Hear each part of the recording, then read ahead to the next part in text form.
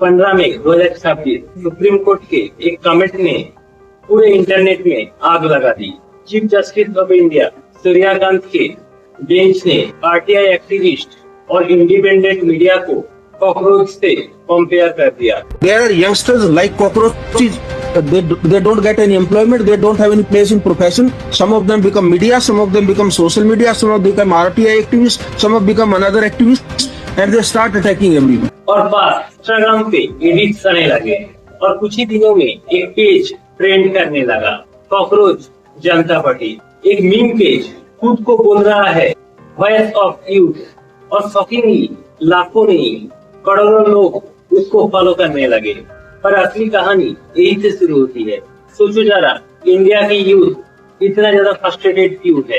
क्योंकि प्रॉब्लम सिर्फ एक स्टेटमेंट की नहीं थी, प्रॉब्लम थी unemployment, cancelled exam, corruption, paper leak और यूथ की वो फीलिंग जो आज तक सिस्टम ने नहीं सुना। जब जॉब्स नहीं मिलती, एग्जाम टाइम पर नहीं होते, एग्जाम होता तो भी पेपर लीक कर जाता, जब टैक्स भरने के बाद भी बेसिक फैसिलिटीज नहीं मिलता, तब गुस्सा जमा होता रहता है।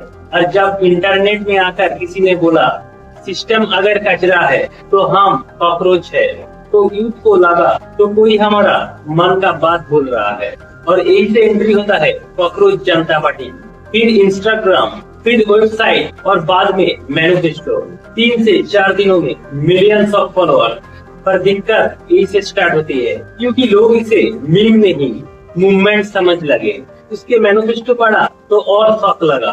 इस पार्टी को ज्वाइन करने के लिए एलिजिबिलिटी क्या है? पहला पॉइंट, बेरोजगार होना चाहिए। दूसरा पॉइंट, 11 घंटे तक सोशल मीडिया पर एक्टिव रहना पड़ेगा। और तीसरा पॉइंट, प्रोफेशनल तरीके से सरकार से सवाल पूछना होगा, यानी हाफ सैटायर और हाफ पॉलिटिकल रेज।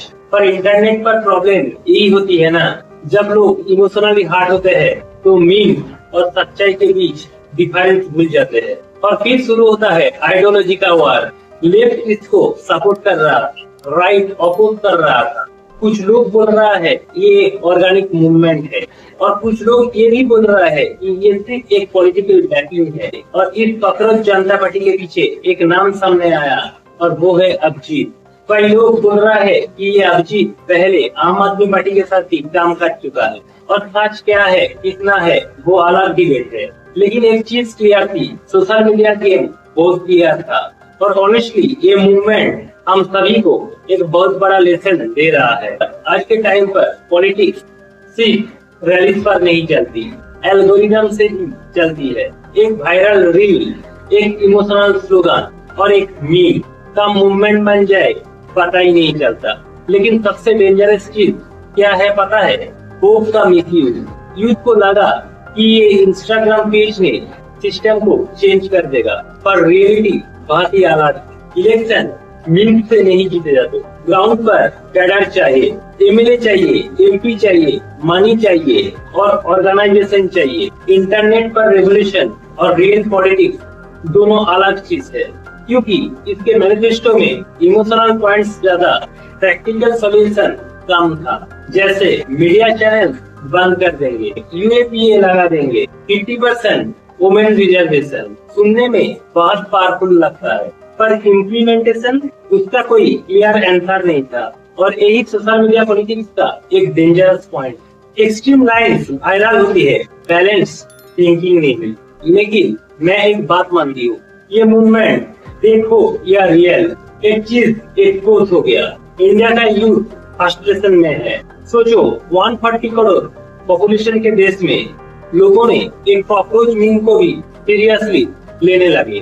हो सकता है कि ये कॉकरोच जनता पार्टी कुछ दिन के बाद गायब हो जाए। हो सकता है कि ये सिर्फ एक इंटरनेट ट्रेंड निकले। शायद फ्यूचर में इसी टाइप की डिजिटल पॉलिटिक्स इंडिया का नया मॉडल बन जाए। पर दोस्तों एक चीज याद रखना, इंटरनेट पर वायरल होना और देश चलाना दोनों अलग चीजें हैं। और अगर यूथ को सच में बदलाव चाहिए तो मीम से ज्यादा अवेयरनेस जरूरी है। तो दोस्तों आपको क्या लगता है, कॉकरोच जनता पार्टी सिर्फ एक मीम है या फ्यूचर के डिजिटल पॉलिटिक्स का सिग्नल? कमेंट करके जरूर बताइए। और वीडियो को अच्छी लगी हो तो लाइक, शेयर और इस चैनल को जरूर सब्सक्राइब कर लीजिए। मिलते हैं नेक्स्ट एपिसोड पर, तब तक जय हिंद, जय भारत।